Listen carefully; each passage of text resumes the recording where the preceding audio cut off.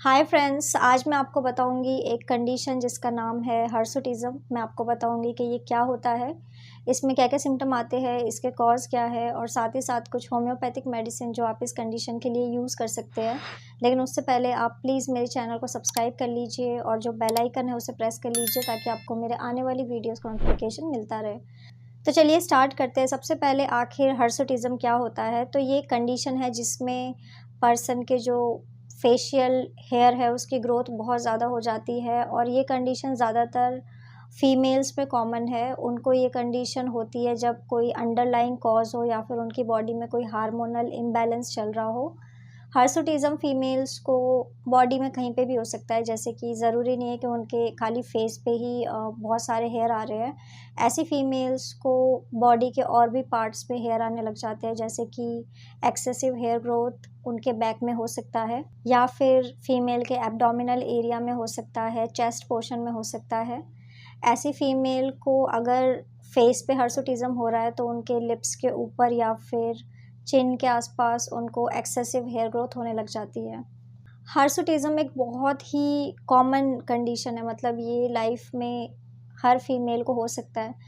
मतलब ये condition 5 to 10% females को कभी ना कभी अपनी लाइफ में होता ही है। उनको एक्सेसिवली फेशियल हेयर ग्रोथ बढ़ने लग जाते हैं या फिर बॉडी में उनका जो हेयर है वो सडनली बहुत ज़्यादा ग्रो करने लग जाते हैं। तो ये एक बहुत ही कॉमन कंडीशन है।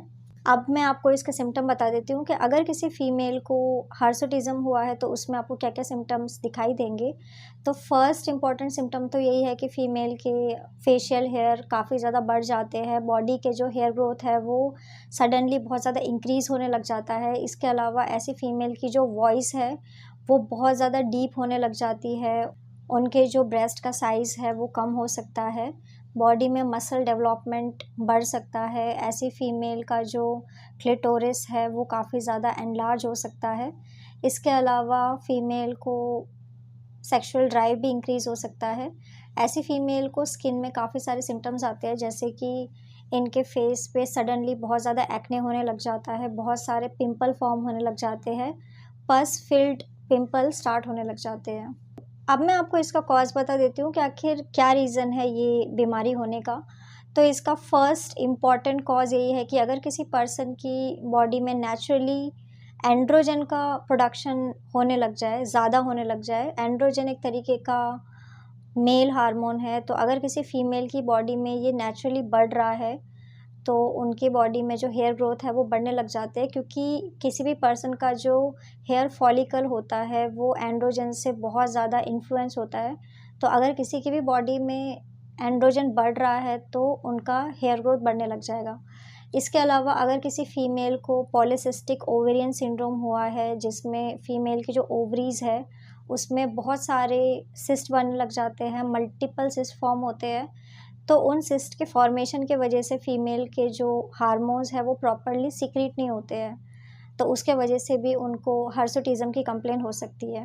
इसके अलावा पोस्ट मेनोपॉज़ल सिंड्रोम एक बहुत ही इम्पॉर्टेंट रीज़न है। जैसे किसी फीमेल की एज बढ़ती है, जैसे कि अगर वो 45 या 50 एज की हो जाती है तो उनकी बॉडी में जो फीमेल हार्मोन है वो ड्रॉप होने लग जाता है और मेल हार्मोन बढ़ने लग जाएगा। ऑब्वियस सी बात है, अगर फीमेल हार्मोन गिरेगा तो बॉडी में मेल हार्मोन के बढ़ने की वजह से उनको कई सारे सिम्पटम आते हैं, जिसमें से एक सिम्पटम है एक्सेसिव फेशियल हेयर।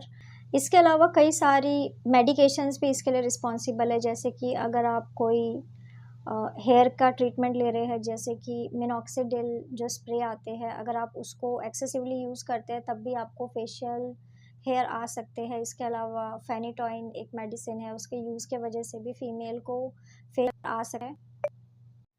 अब मैं आपको कुछ होम्योपैथिक मेडिसिन बता देती हूँ जो आप इस कंडीशन के लिए यूज़ कर सकते हैं। तो मेडिसिन जैसे कि आप सीपिया 30 मेडिसिन का यूज़ कर सकते हैं, आप ओलियम जैकोरीस 30 मेडिसिन या फिर आप नेट्रम म्यूर मेडिसिन का यूज़ कर सकते हैं। ये सारी की सारी मेडिसिन आपको 4 ड्रॉप दिन में 2 बार डायरेक्ट अपने टंग के ऊपर यूज़ करना होगा।